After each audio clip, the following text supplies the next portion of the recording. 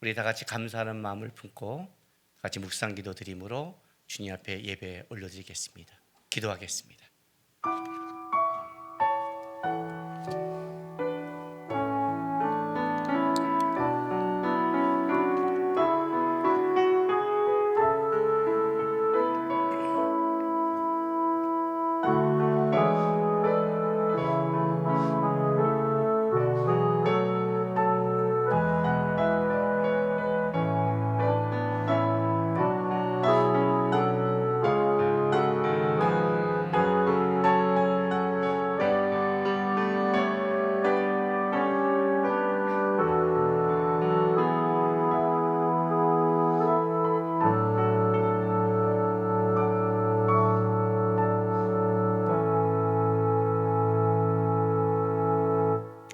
하나님이 이르시되 그가 나를 사랑한즉 내가 그를 건지리라.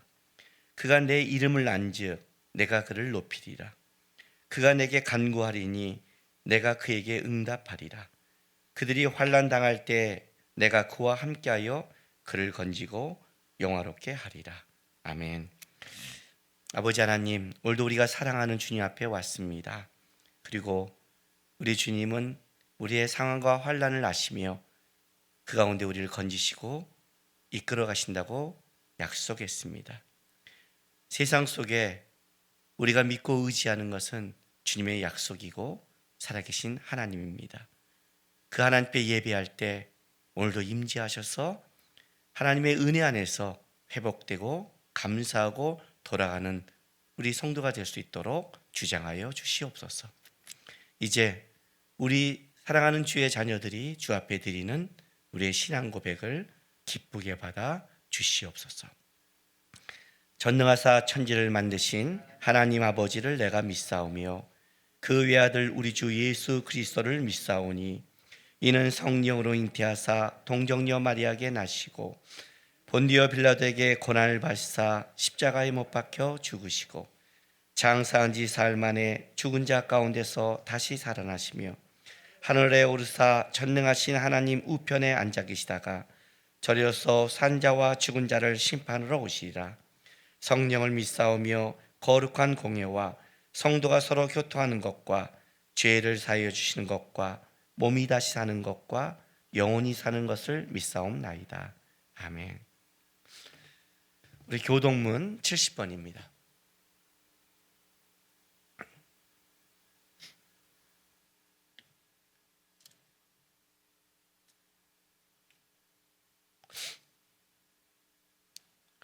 함께 기도하겠습니다.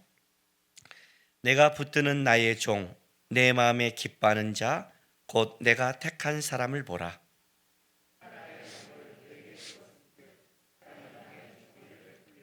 그는 외치지 아니하며 목소리를 높이지 아니하며 그 소리를 거리에 들리게 하지 아니하며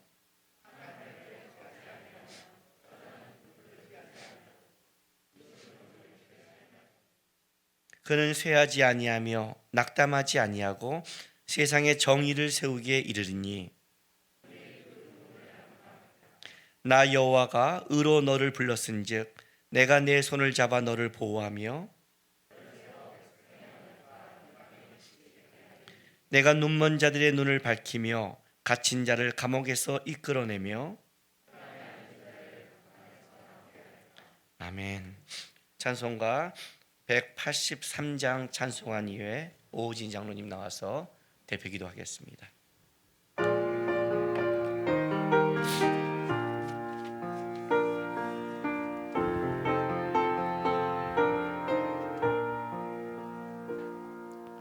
빈들의 마른 불같이 시드는 나의 영혼 주님의 약속한 성령 간절히 기다리네 가물어 메마른 땅에 단비를 내리시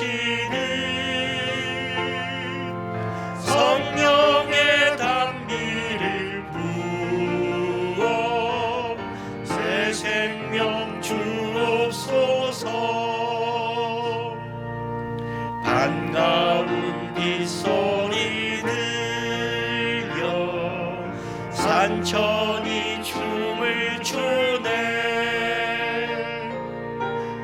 비로 내리는 성령 내게도 주옵소서.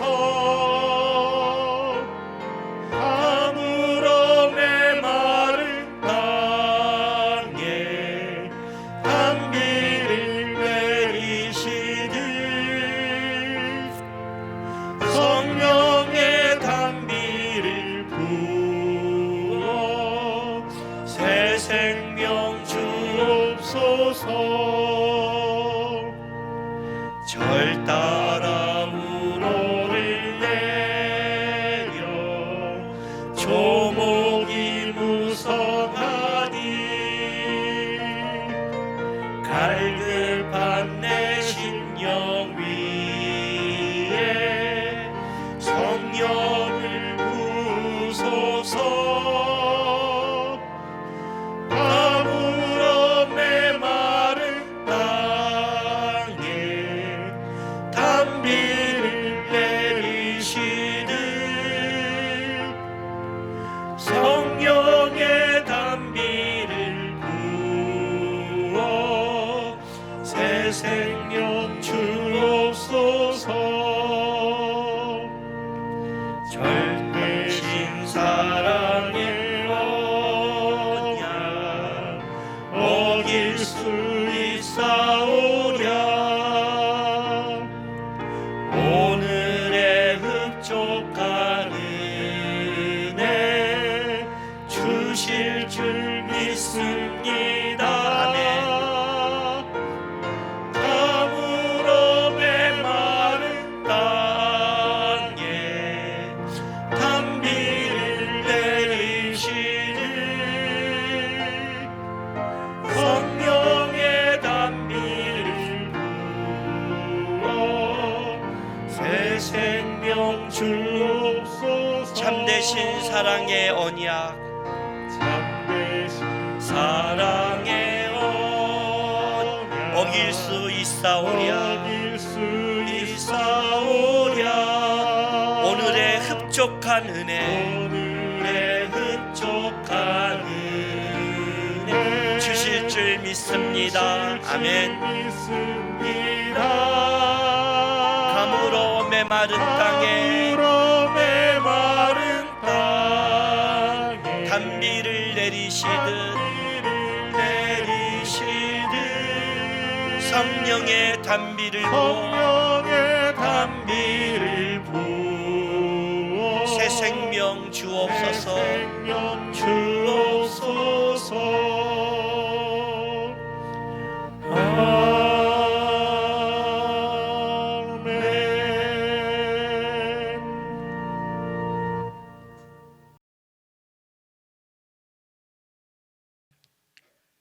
세상의 주관자 되시는 하나님께 영광과 찬양을 올려드립니다. 영원히 죽을 죄인일 수밖에 없는 우리에게 예수 그리스도를 보내셔서 하나님의 백성으로 삼아주시고 천국의 소망을 주심에 감사드립니다. 또한 힘들고 어려운 시간들 속에 주일을 맞아 교회에서 또 영상으로 예배드릴 수 있도록 여건을 허락하심을 감사합니다. 온 세상이 코로나 바이러스로 인하여 고통의 삶을 살아가는 가운데 함께 모여 예배하며 교제하기도 어려운 상황 속에 있습니다. 지금 내가 가진 모든 내 재물, 내 시간, 내 믿음까지도 내 것이 아니었음을 고백합니다. 이 모든 것을 허락하셨으나 하나님의 은혜가 없으면 어느 것 하나 누릴 수 없음을 요즘 삶을 통해 고백합니다. 이민족 그리스도인들이 먼저 하나님 앞에 무릎 꿇고 은혜를 구하게 하여 주시옵소서. 원망과 분노로 가득 찬 세상 속에서 주의 자녀들이 빛과 소금의 역할을 온전히 감당케 하시어 넉넉한 용서와 기쁨의 찬송이 되게 하여 주시옵소서. 교회를 위해서 기도합니다. 이 땅에 힘을 잃은 그리스도인들에게 올바른 말씀으로 세상을 이기는 새로운 용기와 힘을 주는 교회가 되길 원하오니 교회를 섬기는 김남국 목사님과 협력하여 교회를 세우시는 목회자님들에게 오직 하나님의 음성에만 집중하게 하시며 하나님의 말씀만 성도들에게 전할 수 있도록 함께하여 주시옵소서. 육신의 질병으로 고통 속에 있는 성도들을 주님 친히 안수하시고 위로하여 주시사 장차 좋은 것으로 주시겠다는 주의 말씀과 하나님이 만들어 가시는 긴 여정 속에 있음에 만족할 수 있도록 은혜로 도와주시옵소서. 세상의 가치로 평가되는 큰 교회, 좋은 교회이기보다는 하나님이 기뻐하시며 하나님이 인정하고 칭찬받는 아름다운 교회가 될 수 있도록 함께하여 주시옵소서. 하나님, 저희 교회도 죄인들이 모인 곳이오니 하나님의 은혜로 서로의 허물을 덮어주시고 아픔을 함께 나누며 서로의 골진 곳을 메워감으로 세워지는 교회가 되게 하시며 말씀을 통해서 위로받으며 세상에서 승리하는 삶을 살 수 있는 그리스도인들의 머리의 역할을 잘 감당할 수 있도록 인도하여 주시옵소서. 낯설고 열악한 곳에서 오직 주의 사랑을 전하기 위해 자신의 편함을 뒤로하고 선교하시는 주의 종들에게 은혜와 위로가 있게 하시고 저들의 수고가 헛되지 않게 하시며 그곳에 하나님의 영광이 있게 하여 주시옵소서. 연합하는 둘로스와 마커스를 기억하시고 올바른 하나님의 말씀과 올바른 그리스도의 문화를 이 땅에 정착되게 하시며 많은 주의 자녀들이 이 일들을 통해서 변화되는 역사가 있게 하여 주시옵소서. 예배를 주님께 기탁합니다. 선포되는 주의 말씀에 성령님의 도우심으로 성도들에게 신앙의 양식이 되게 하시며 삶 속에서 적용되어 영향력을 발휘되게 하여 주시옵소서. 올려드리는 찬양을 통하여 영광 받으시고 예배를 위해서 봉사하는 손길들을 축복하여 주시옵소서. 죄악 가운데서 우리를 구원하신 예수님의 이름으로 기도합니다. 아멘.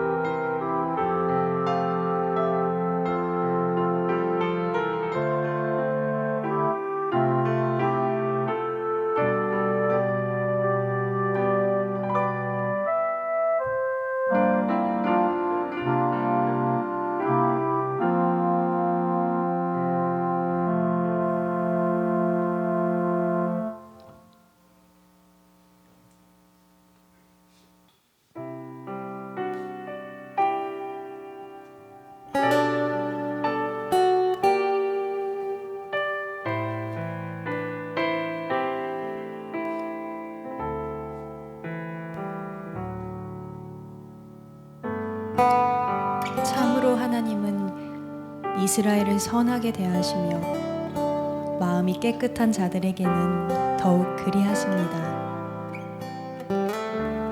그러나 이제 나는 그 사실을 믿을 수 없게 됐습니다. 내 믿음을 다 잃어버린 것 같습니다.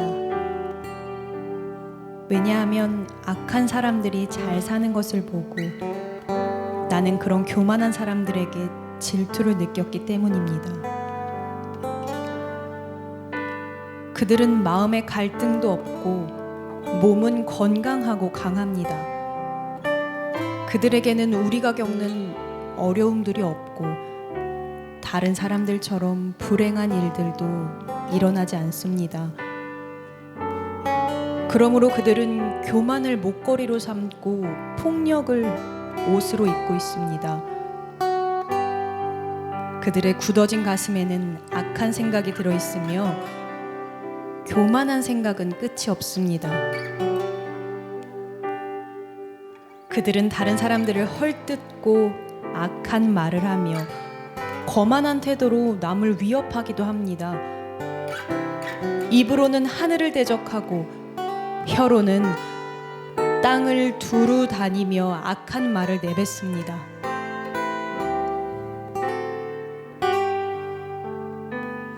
하나님의 백성들도 그들을 따르는 무리와 한편이 되어 물을 들이키면서 하나님이 어떻게 알겠는가? 지극히 높은 하나님이 뭘 알고 계신가? 라고 말합니다. 이것이 악한 자들이 사는 방식입니다. 언제나 편안하게 살면서 재산은 점점 더 늘어만 갑니다. 내가 무엇 때문에 마음을 깨끗이 하였단 말입니까? 내가 죄를 짓지 않고 성실하게 살려는 것이 무슨 소용이 있단 말입니까? 나는 하루 종일 고통을 당하였으며 매일 아침마다 벌을 받고 있습니다. 만일 내가 이 일에 대해 말하기로 결심했다면 나는 주의 백성들을 속였을지도 모릅니다. 나는 이 모든 일들을 이해해 보려고 무척이나 애썼지만 그것은 너무나 힘든 일이었습니다. 그러나 하나님의 성전으로 나아가서야 비로소 그들에게 무슨 일이 일어날지 깨닫게 됐습니다. 참으로 주께서는 그들을 미끄러지는 곳에 내버려 두시고 그들이 망하도록 하실 것입니다.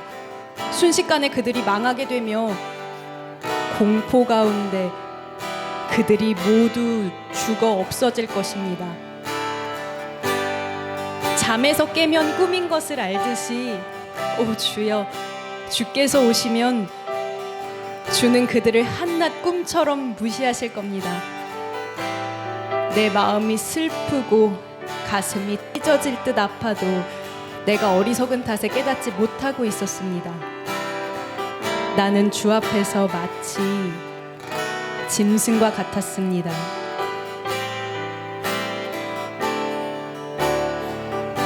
그러나 나는 이제 주와 항상 함께 있습니다. 주께서 주의 오른손으로 나를 꼭 붙들어 주십니다. 주의 가르침으로 나를 인도해 주시고 후에는 나를 영광 가운데 영접해 주실 겁니다. 하늘에서 주 외에 누가 내게 있겠습니까? 이 땅에서도 주밖에는 내가 사모할 분이 없습니다. 내 몸과 마음이 점점 약해집니다. 그러나 하나님은 내 마음의 힘이시며 영원한 나의 전부이십니다. 주를 멀리하는 자는 망할 것입니다. 주께 신실하지 못한 자들은 주께서 멸하실 겁니다. 나의 복은 하나님을 가까이 하는 것입니다. 주 여호와는 나의 피난처이십니다. 주께서 하신 모든 일을 내가 전파하겠습니다. 함께 고백하면 좋겠습니다. 나의 복은 하나님을 가까이 하는 것입니다. 주 여호와는 나의 피난처이십니다. 주께서 하신 모든 일을 내가 전파하겠습니다. 아멘.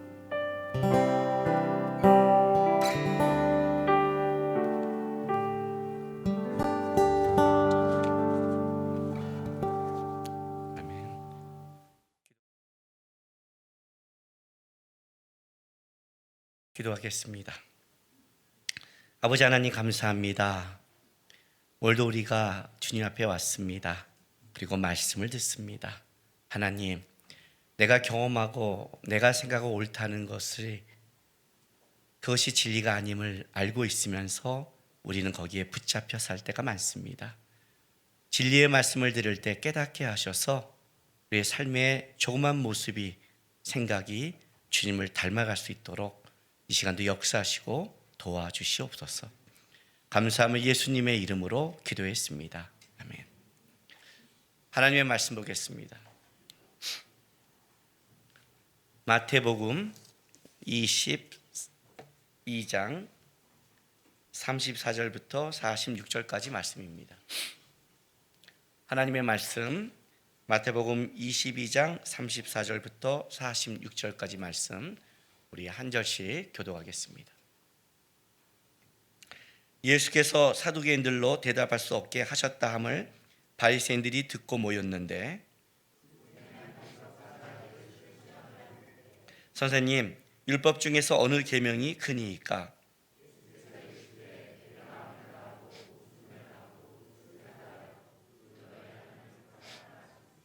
이것이 크고 첫째 되는 계명이요,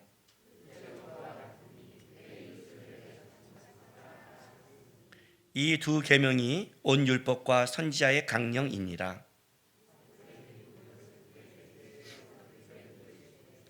너희는 그리스도에 대하여 어떻게 생각하느냐? 누구의 자손이냐? 대답하되 다윗의 자손이니이다.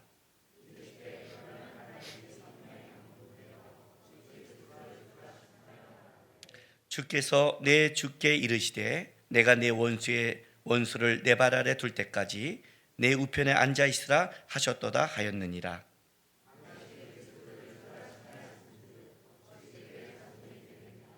같이 있습니다. 한마디도 능히 대답하는 자가 없고 그날부터 감히 그에게 묻는 자도 없더라. 아멘. 우리가 읽은 지 오늘 이 본문 이후에 마태복음 23장에 가면 그 23장 여러분 성경책의 그 소제목이 어떻게 시작하냐면 서기관들과 바리새인들을 꾸짖으시다라는 걸로 시작합니다. 그래서 23장 내내 이제 계속 꾸짖는 말씀이 시작될 것이고 이 말씀을 여러분 이제 다음 주부터 기대하면서 이제 이 꾸짖음을 우리가 피곤하게 계속 들어야 되는 겁니다.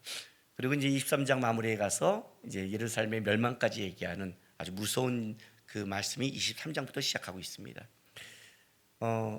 이 말씀은 고난주간에 있던 말씀이죠. 고난주간 화요일 일의 논쟁의 날에 지금 예수님께서 하신 말씀이고 아마 예수님은 지금 이 기간에 가장 피곤한 시간을 보내고 있습니다. 그전에도 예수님은 물론 안식할 이런 장소와 시간은 없었지만 그러나 이 마지막 고난주간에는 예수님께서는 온 힘을 다하여 하나님을 사랑하고 뜻을 전하면서 이제 십자가를 질 구선까지 가는 이 시간을 지나가고 있는 겁니다. 그 중에 오늘 이제 사두개인과의 그것이 끝나고 나서 한 율법사가 와서 또한 바리새인과의 논쟁이 또 시작되는 것이 오늘 본문인 겁니다. 여러분 아는 것은 힘입니다. 지식이라는 것은 힘입니다. 그러나 그 힘을 잘못 사용할 때는 지식을 가진 자만큼 무서운 자가 없는 겁니다.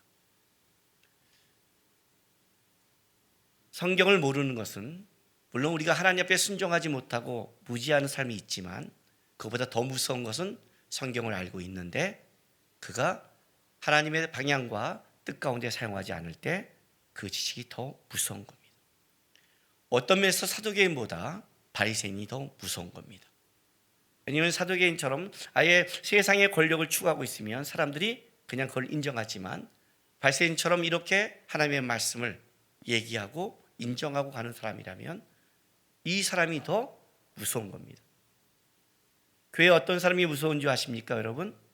봉사하지 않는 사람이 아니라 봉사를 열심히 하는데 문제는 그것이 방향성이 틀어질 때가 더 무서운 겁니다.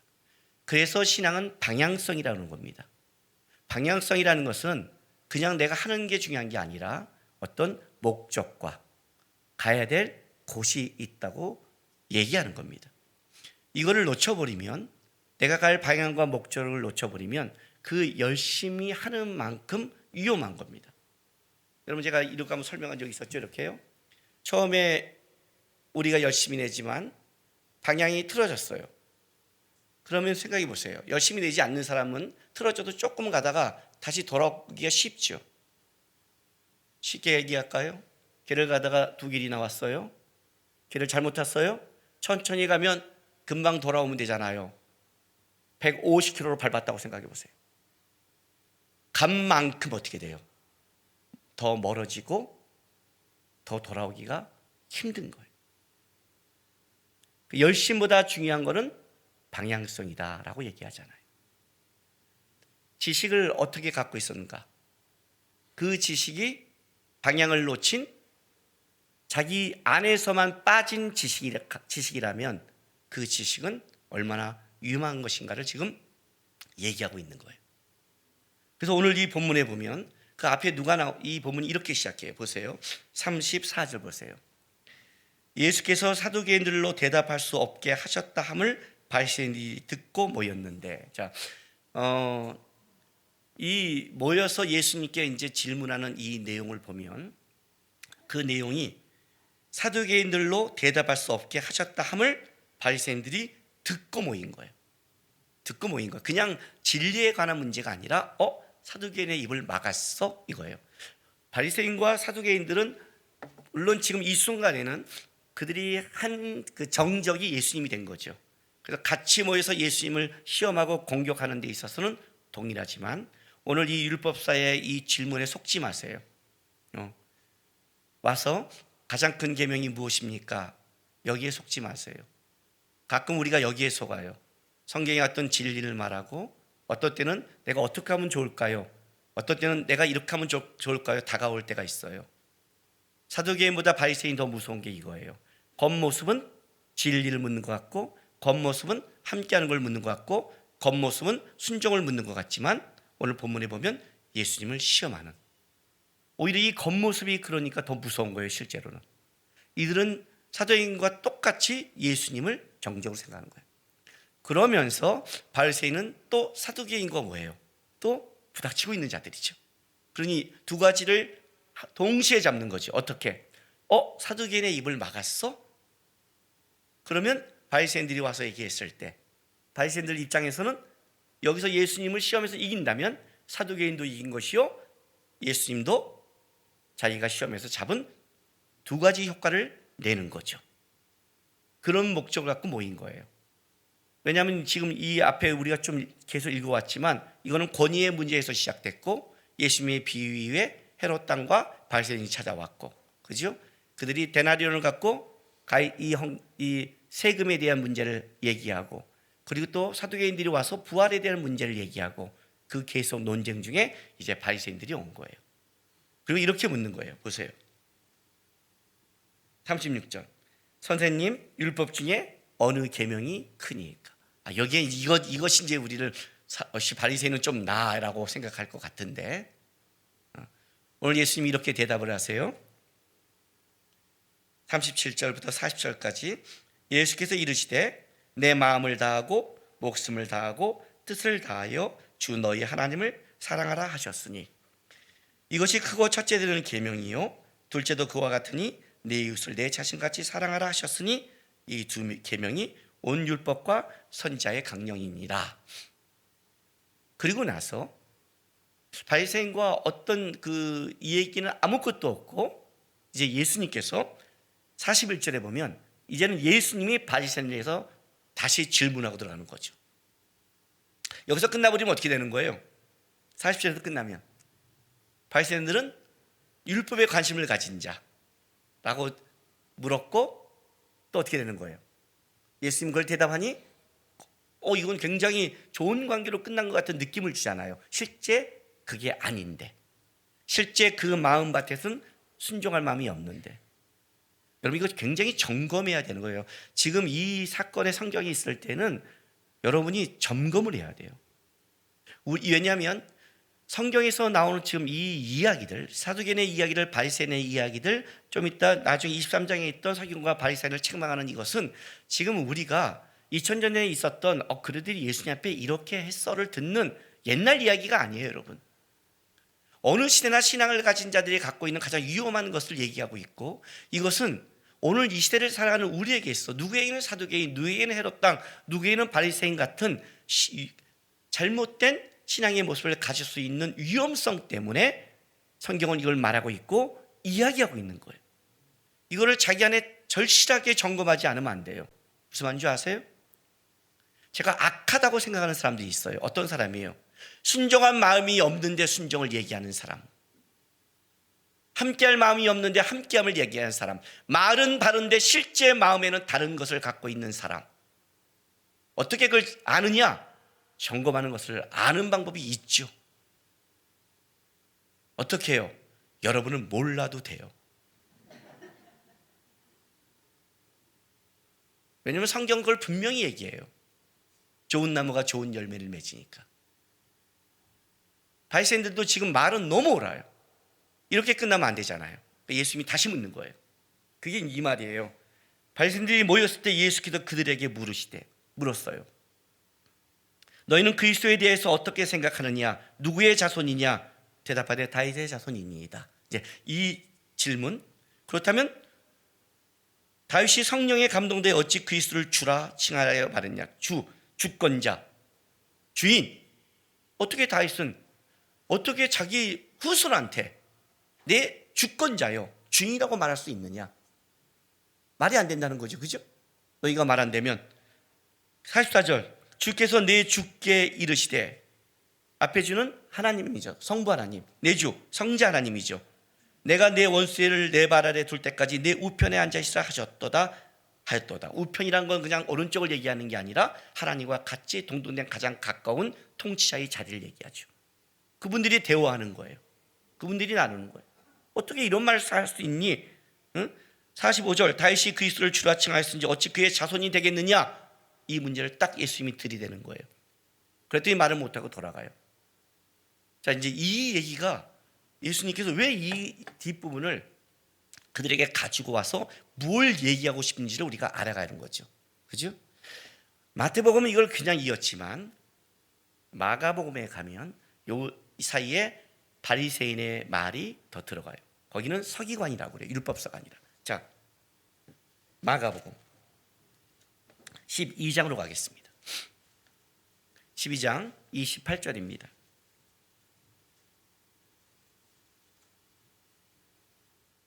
서기관 중 한 사람이 그들을 변론하는 걸 듣고 예수께서 잘 대답하신 줄 알고 나와 묻되 모든 계명 중에 첫째가 무엇입니까? 물어요. 예수께서 대답하셨더니, 자 32절 보세요. 31절에 둘째는 이것이니 네 이웃을 내 자신과 같이 사랑하라 하신 것이요 이보다 더 큰 계명이 없느니라 라고 대답하니까 32절부터 34절의 말씀이 마태복음에는 없는 거죠. 요 서기관의 말과 예수님의 말씀 이후에 35절에 이제 서기관들에게 그리스도를 다윗의 자손이라 어찌하여 했느냐라고 다시 이 질문에 들어가는 거예요. 이해가 되시는 거죠? 자 보세요. 32절. 서기관이 이제 이 말을 듣고 이렇게 대답을 해요. 선생님이 옳소이다. 하나님은 한 분이시요 그 외에는 다른 이가 없다 하신 말씀이 참이니이다. 또 마음을 다하고 지혜를 다하고 힘을 다하고 하나님을 사랑하는 것과 또 이웃을 자기 자신과 같이 사랑하는 것이 전체로 드리는 모든 번제물과 기타 제물보다 나으니이다. 하나님을 사랑하고 이웃 사랑하는 것이 모든 번제물, 너 봉사, 헌금, 선교하는 거 모든 것보다 낫다라고 고백하는 거예요. 그랬더니 33절에 예수님이 이렇게 말을 해요. 예수께서 그가 지혜 있게 대답함을 보시고 이르시되 내가 하나님의 나라에서 멀지 않도다 하시니 그 감히 묻는 자가 없더라 하시고 이제 예수께서 그러면 어찌하여 그리스도를 다윗의 그 자손이라 했느냐라고 이제 질문하고 들어가는 거예요. 서기관이 아주 멋있는 대답을 하죠. 그죠? 예수님이 보시기에도 정답을 얘기한 거예요. 오늘 이 말씀 여러분 예수님의 말씀 34절 다시 한번 생각해 봐요. 그가 지혜 있게 대답을 보시고 이르시되 내가 하나님의 나라에서 멀지 않도다. 자, 어떤 느낌이세요? 칭찬하는 거죠. 그죠? 칭찬은 맞아요. 자, 칭찬하니까 끝났어요? 너가 하나님의 나라에서 멀지 않도다. 끝난 거예요? 요 대답이 참 애매한 대답이에요. 일단은 이 서기관의 대답을 딱 들었을 때 예수님이 이렇게 말해요. 너가 하나님의 나라에서 멀지 않도다. 이 말이 무슨 말이에요? 네가 갖고 고백하는 것은 하나님의 나라라는 방향성을 가지고 있다는 거예요. 멀지 않도다. 그 지식이, 그 하나님을 사랑하고 이웃을 사랑한다는 그것이 하나님의 나라를 바라보고 가지 않는 한, 그죠? 그쪽을 향해 가지 않는 한 안 된다는 일단 지식에는 목적이 있는 거예요. 하나님이 여러에게 주신 깨닫게 하는 것, 하나님이 여러분을 알게 하신 것, 주신 재능, 힘은 그냥 있는 게 중요한 게 아니라 그것이 방향과 목적을 향해 있다고 성경은 얘기하고 있어요. 그리고 두 번째는 이런 얘기예요. 분명히 이것은 칭찬이에요. 왜냐하면 가까이 왔으니까. 이런 거예요. 학원에서 애들이 막 공부를 해요. 이렇게 말하는 거예요. 야, 너 이렇게 공부하면 되겠구나. 이렇게 말하는 거예요. 이거는 되겠구나는 거지 된 게 아니에요.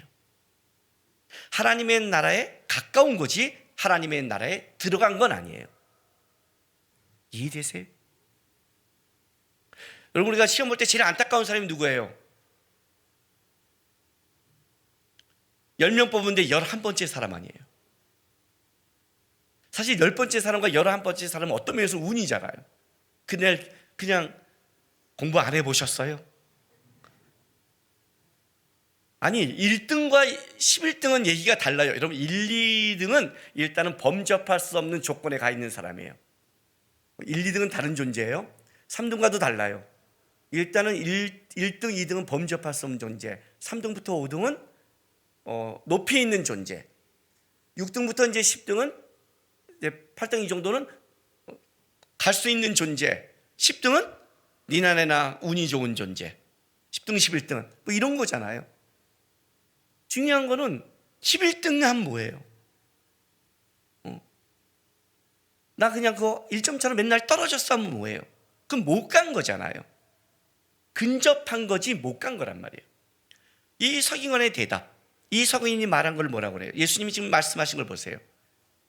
너가 갖고 있는 지식, 너가 갖고 있는 내용이 뭐라고 그래요? 그냥 네가 가진 것으로 되는 게 아니거든요. 대답, 굉장히 정확한 대답이고 정확하게 알고 있지만 그 아는 지식이 하나님의 나라, 하나님께서 원하시는 것으로 가지 않는 지식이라면 그것은 어떻게 돼요? 헛된 거죠. 헛된 거예요. 아직 못 들어간 거예요. 그래서 네가 아는 그 지식이 진짜 제대로 알고 있는 건지를, 그 방향성과 목적을 확인하기 위해서 예수님이 그 다음에 얘기를 하는 거예요. 그래서 다시 볼게요. 마태복음 22장 41절 말씀이 그래서 시작되는 거예요. 이것 때문에 예수께서 그들에게 대해 물으시되 너희는 그리스도에 대해서 어떻게 생각하느냐? 누구의 자손이냐? 대답하되 다윗의 자손입니다. 지식으로는 알고 있는 거예요. 정확하게 알고 있어요.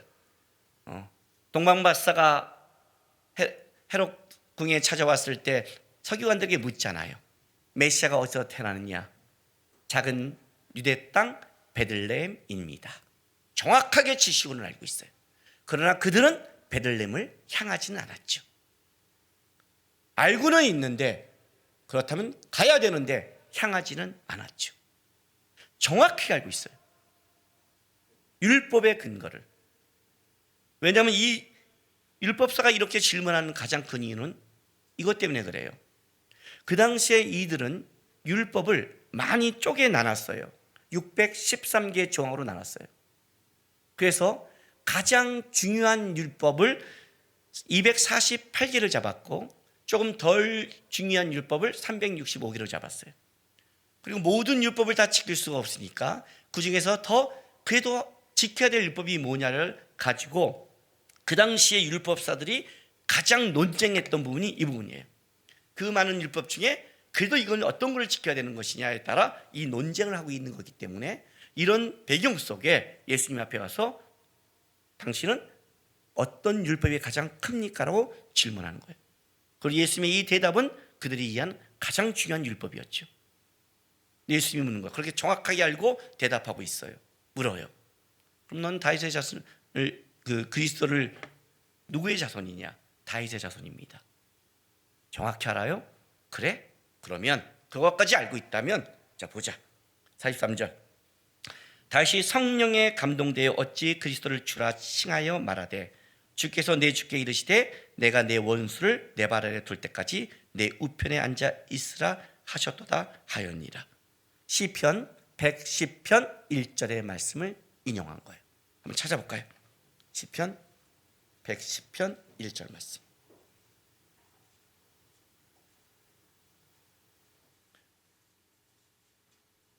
(886조) 구약성경. 여호와께서 내 주에게 말씀하시기를 내가 내 원수들로 내 발판이 되게 하기까지 너는 내 오른쪽에 앉아 있으라 하셨도다. 이 말씀을 가져오는 거예요. 그래서 시편 1절부터 5절까지 제가 쭉 읽으니까 한번 보세요. 그 내용이 어떻게 흘러가는지. 2절. 여호와께서 시온으로부터 주의 권능의 귤을 내 보내시리니 주는 원수들 중에 다스리소서. 주의 권능의 날에 주의 백성이 거룩한 옷을 입고 즐거이 헌신하니 새벽 이슬 같은 주의 청년들이 주께 나오는도다. 여호와는 맹세하고 변하지 아니하시리라. 이르시기를 너는 멜리세덱의 서열을 따라 영원한 제사장이라 하셨도다. 주의 오른쪽에 계신 주께서 그의 노하시는 날에 왕들을 쳐서 깨뜨실 것이라 하고 성부 하나님이 성자 하나님에 의해서 어떻게 일하실 것과 어떤 사역을 하실 것을 표현하는 것을 쭉 얘기하고 있는 거예요. 너는 이걸 어떻게 이해하니?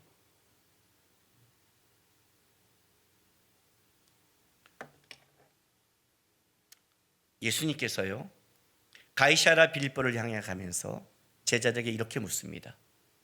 너는 나를 누구라 하냐? 이해가 되세요? 사람들은 나를 누구라 하니? 선지자요, 예레미야요 이렇게 말한다. 세례 요한이요. 그래? 너희는 나를 누구라고 생각하니? 주는 그러시죠. 살아계신 하나님의 아들이십니다. 똑같은 질문이에요. 너희는 그리스도 메시아예요. 메시아가 누구의 자손이라고 성경에 기록되어 있니? 다윗의 자손입니다. 그건 육신에 오는 거죠.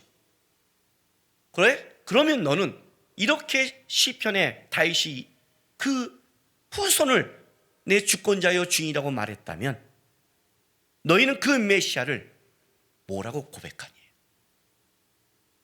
머리로는 알고 있는데 너는 바리새인들은 뭐라고 고백하니? 왜 이 뒤에 질문이 나온 줄 아세요? 왜 입이 막힌 줄 아세요? 그게 그들이 묻는 질문 속에 답이 있었거든요. 그 질문을 물었으면 답은 알고 물어야 될 거 아니에요. 예수님을 시험할 때. 그리고 자기가 그 뒤에 서기관이 맞습니다라고 그걸 해석했다면 그게 뭘 말한지를 알고 답해야 될 거 아니에요. 그렇죠? 돌아갈게. 그 말이 뭔지를. 자, 22절 37절부터 39절 보겠습니다. 예수께서 이르시되 내 마음을 다하고 목숨을 다하고 뜻을 다하여 주 너희 하나님을 사랑하라 하셨으니 이것이 크고 첫째는 계명이요 둘째도 그와 같으니 내 이웃을 내 자신같이 사랑하라 하셨느니라. 이 두 계명이 온 율법과 선지자의 강령이니라. 자, 일단 여기 40절 이 두 계명이 온 율법과 선지자의 강령이니라. 강령, 뜻 매달다. 그럼 이런 표현이 되는 거예요. 그걸 풀어줄게요. 직역해서 온 율법과 선지자가 이 두 계명에 매달리니라. 이 두 계명에 온 성경이 구약에 말한 모든 내용이 여기에 매달리니라. 구약 전체가 예수를 붙잡고 있듯이 메시아를 붙잡고 있듯이 구약 전체가 매달리고 있는 게 뭐냐? 하나님을 사랑하고 이웃을 사랑하는 것이다. 오늘 여기 봐요. 37절 말씀을 내가 직역해 드릴게요. 우리 한글 성경에는요. 마음을 다하고 목숨을 다하고 뜻을 다하여 주 너희 하나님을 사랑하라 이렇게 되니까 이제 우리는 뭐가 더 가까우냐면 물론 그 마음을 다하고 목숨을 다하고 뜻을 다하고 이쪽이 강조되어 있지만 이걸 직역하면 이제 물론 해야 되는 거지만 순서가 바뀌어요. 자, 직역하면 이렇게 돼요. 너는 주 너희 하나님을 사랑하라. 아까 말했죠? 내 열정과 열심보다 중요한 것은 목적과 방향성이 맞아야 된다. 먼저 주 너희 하나님을 사랑하라. 너의 온 마음으로, 너의 온 목숨으로, 너의 온 뜻으로 이렇게 말하는 거예요. 사랑하라. 왜냐하면 오늘 이 본문에 갖고 있는 율법의 큰 계명의 공통점이 하나 있어요. 39절 보세요. 둘째도 그와 같으니. 뭐가 같아요? 사랑하라. 방법은 좀 달라요. 하나님 어떻게 사랑해요? 너의 온 마음으로, 너의 온 목숨으로, 너의 온 뜻으로.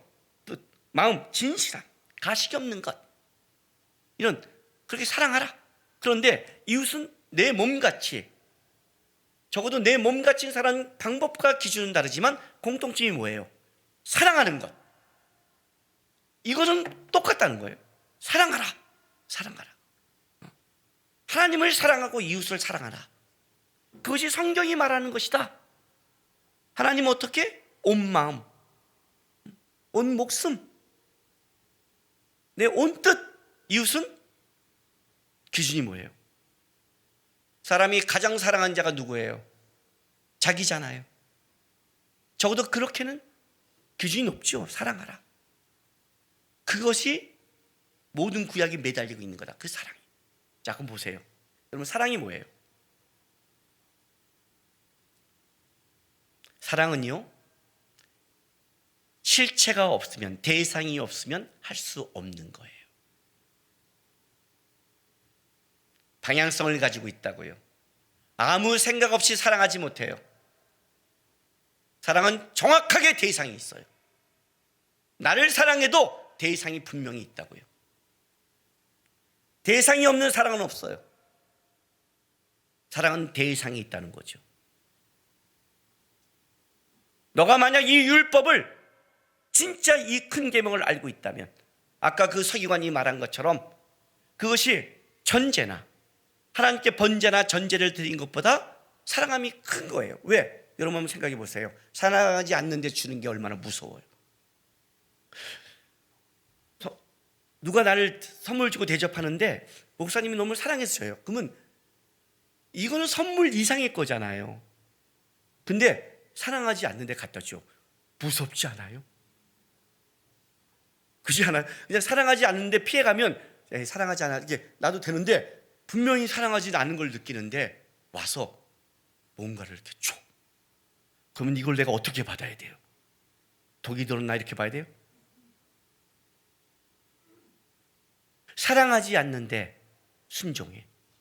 사랑하지 않는데 섬겨. 사랑하지 않는데 봉사해. 느낌이 오세요?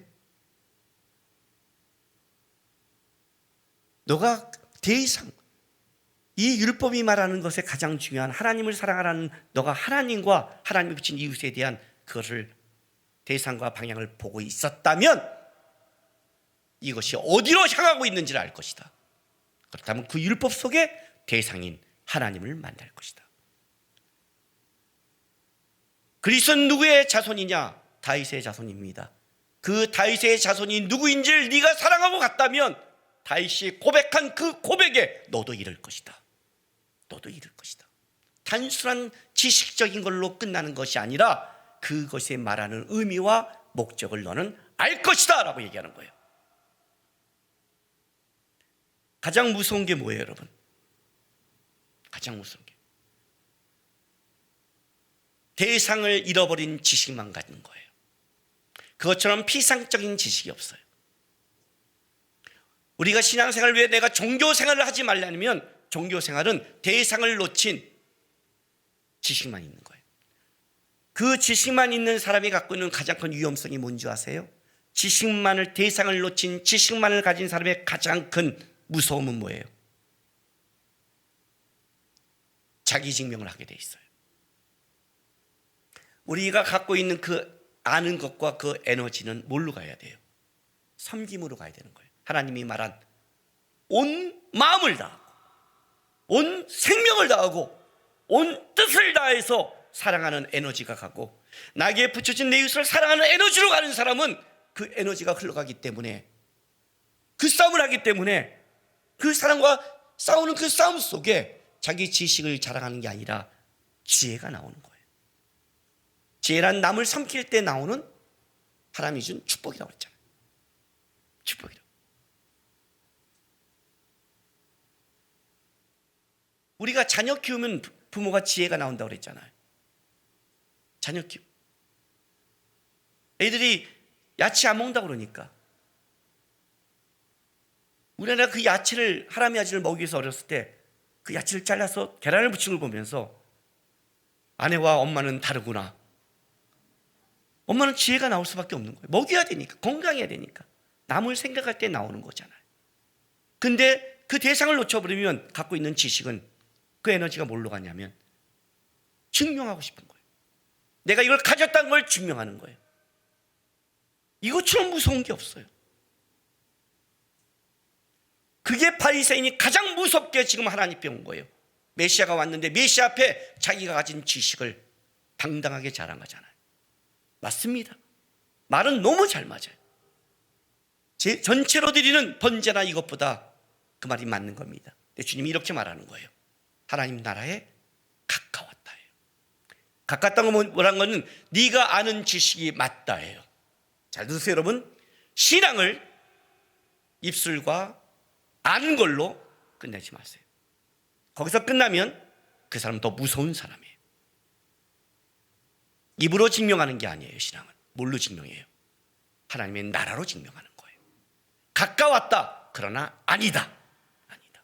그거는 아니다. 뭐가 맞느냐? 그게 바로 예수님이 곧 십자가를 지고 죽으심으로 증명하는 거예요. 이게 사랑이다. 아는 걸로 끝나는 게 아니라 나는 순종하고 이 땅에서 하나님의 뜻을 따라갔다. 신앙은 이렇게 증명하는 것이다. 이렇게 드러내는 거다. 열매로 나타나는 거다. 말로 증명하는 게 아니다. 자기 지식에만 빠지는 신앙의 가장 무서움이 여기 있는 거예요. 이거는 말씀을 사랑하고 하나님을 아는 데 들어가는 데 있어서 누구나 다 겪는 거예요. 이걸 피해가는 사람 없어요. 저도 마찬가지. 왜냐하면 그 지식과 옳음이 보였을 때에는 누구나 그 아는 것을 의도적으로 증명하고 싶던 의도적이 아니던 우리는 죄인이니까 빠질 수밖에 없는 거예요, 여러분. 그때 아셔야 돼요. 그때 나는 입으로 증명하는 것인가, 내 삶의 열매로 드러나는 것인가.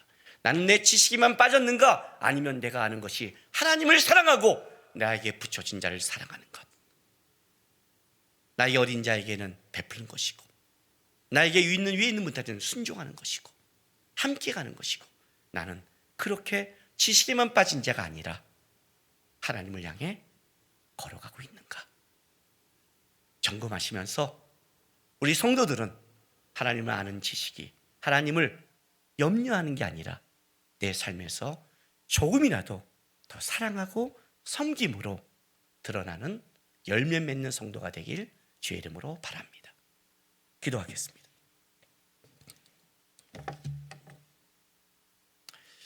여러분, 대상을 놓치지 마십시오.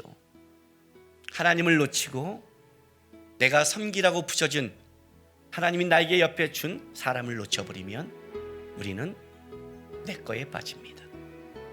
내 거에 빠지면 우리는 이방인과 같습니다. 내가 좋아하는 사람, 내가 좋아하는 것만 추구하고 살아갑니다. 하나님 바라보면서 내가 아는 것들이 더 천국에 가까운 게 아니라 천국 안에 들어간 하나님의 백성다운 삶을 살아가는 주의 백성 되게 도와달라고 우리 시간 다 같이 기도하며 나가겠습니다. 기도하겠습니다. 거룩하신 우리 아버지 하나님, 감사합니다. 오늘도 우리를 불러주시고 하나님의 자녀로 삼아주셔서 감사합니다. 우리가 이렇게 살아갈 수 있는 것은 우리를 버리지 않고 우리 속에 일하시는 우리 주님의 은혜와 사랑이 있기에 우리가 갑니다. 깨닫게 하신 것, 알려주신 것, 주님 앞에 배운 것, 머리로만 갖는 신앙이 아니라 삶에서 실천하고 열매 맺어 하나님이 우리 삶 속에 기뻐하시는 열매 있는 신앙 되게 도와주시옵소서. 더 하나님 바라보게 하시고 더 하나님이 붙여신 내 이웃들을 바라보게 하시면서 거기서 선한 하나님의 열매가 있는지 고민하며 나에게 주신 이 모든 것이 주님이 기뻐하는 하늘나라의 기준과 상이 될 수 있도록 도와주시옵소서. 예수님의 이름으로 기도합니다. 아버지 하나님, 감사합니다. 오늘도 우리 주님 안에서 부르고 이렇게 하나님의 백성으로 살라고 말씀해 주셔서 감사합니다. 우리 힘으로는 할 수 없지만 성령의 은혜와 하나님의 사랑 안에서 우리는 한 걸음 한 걸음 천국을 향해 가고 있습니다. 하나님, 주어진 사는 그날 동안 하나님 더욱 사랑하고 붙여진 이웃들 속에 사랑을 실천하며 주의 백성답게 살아가는 하나님의 기쁨이 되는 우리 성도들에게 축복하여 주시옵소서. 감사하며 예수님의 이름으로 기도했습니다. 아멘. 광고 드리겠습니다. 다음 주일은 추수감사 주일입니다. 일주일 동안 힘들고 어렵지만 하나님 앞에 한 해를 생각하며 하나님이 주시는 은혜와 감사가 무엇인지를 좀 깊이 묵상하고 그리고 와서 그 예배했으면 좋겠습니다. 주일 예배는 11시, 1시, 3시 3부에 걸쳐 나갑니다. 계속 우리가 해왔던 대로 좀 이따 끝나면 그 자리 그 카톡으로 보내시고 또 문자 보내시면서 계속해서 이렇게 방역하면서 예배드리겠습니다. 오후 2시에 예배 전체가 녹화돼서 올라갑니다. 혹시 예배를 못 드신 분은 영상 예배를 꼭 드시기 바랍니다. 청소년부는 310으로 리몰렌 중에 있습니다. 그래서 1시 예배를 같이 드립니다. 초등부 유치부 예배는 9시에 각 밴드에 올라갑니다. 어머니 부모님들은 아시고 아이들이 꼭 영상 예배도 잘 드릴 수 있도록 옆에 같이 예배 드리시기 바랍니다. 11월 달에도 일단 수요 예배를 쉬겠습니다. 유아 세례식이 대강절 기간에 있습니다. 여전히 지난번처럼 한 번 예배에 한 명만 해야 되니까 11월 8일까지 그 유아 세례 받으실 분들은 신청하시기 바랍니다. 온라인 양육학교가 11월 13일까지 진행됩니다. 줌으로 하고 있는데 여러분 참여해서 1월 때부터 말씀 공부하시기 바랍니다. 이재 성도 장두환 성도가 10월 23일 금요일 아들 쌍둥이를 출산했습니다. 예, 감사하죠. 아는 분 축하해 주시기 바랍니다. 오진 장로님, 김용순 권사님의 차남 우재용 성도가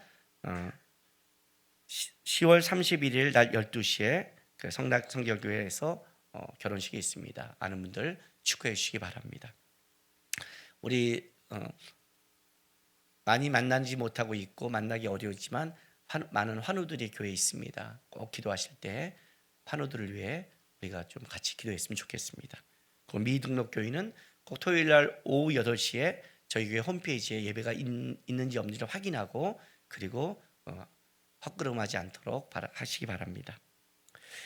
말씀 끝나고 기도하라고 그랬더니 여러분들이 기도가 그렇게 작아지고 간절한 건지 눌린 건지 모르겠지만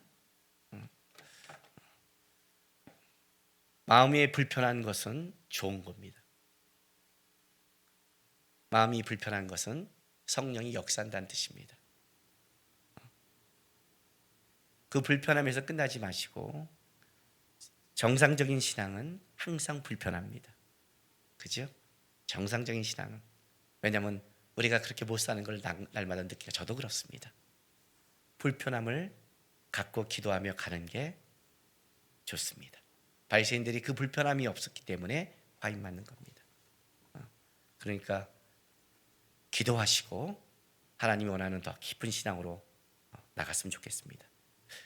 찬송가 그래서 302장 내 주 예수 은혜의 바다로 내 맘껏 저어가라 고백하는 마음으로 찬송하겠습니다.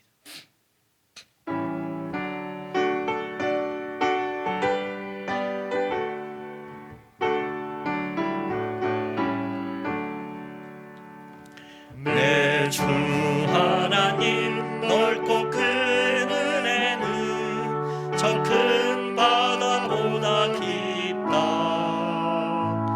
너고 닥주를 그로 깊은 데로 저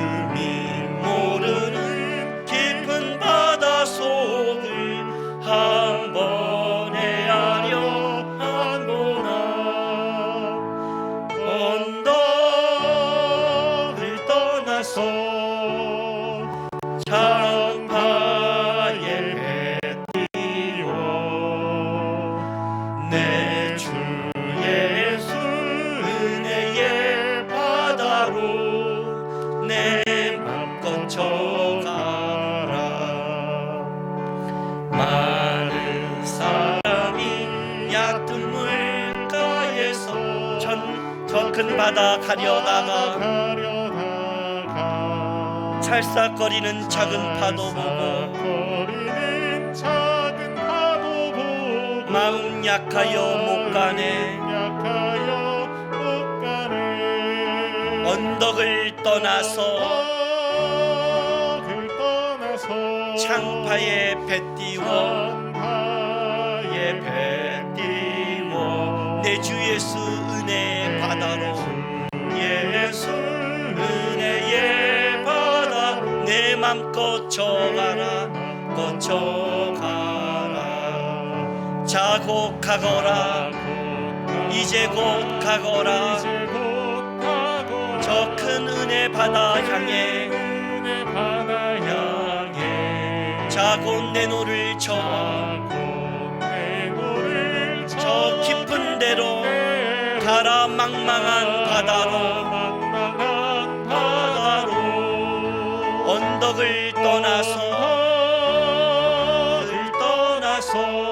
창파에 배 띄워 배 띄워 내 주 예수 은혜의 바다로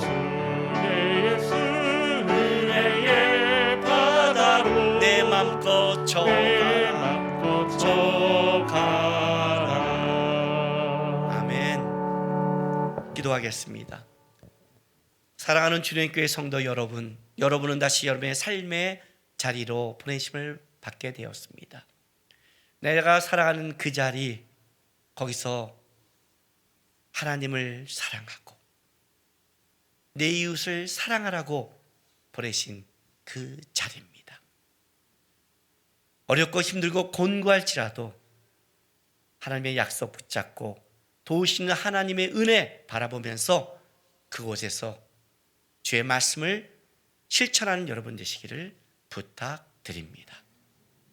지금은 우리 구주 예수 그리스도의 놀라우신 은혜와 아버지 하나님의 극진하신 사랑하심과 성령 하나님의 감화감동 위로하심이 내 삶이 다하는 날까지 하나님을 너무너무 사랑하고 이웃을 사랑하며 말씀을 지키는 삶 하겠다고 다짐하는 모든 하나님의 백성들의 삶과 이들의 가정과 일터, 교회와 나라 위에 지금부터 영원토록 함께 있을지어다.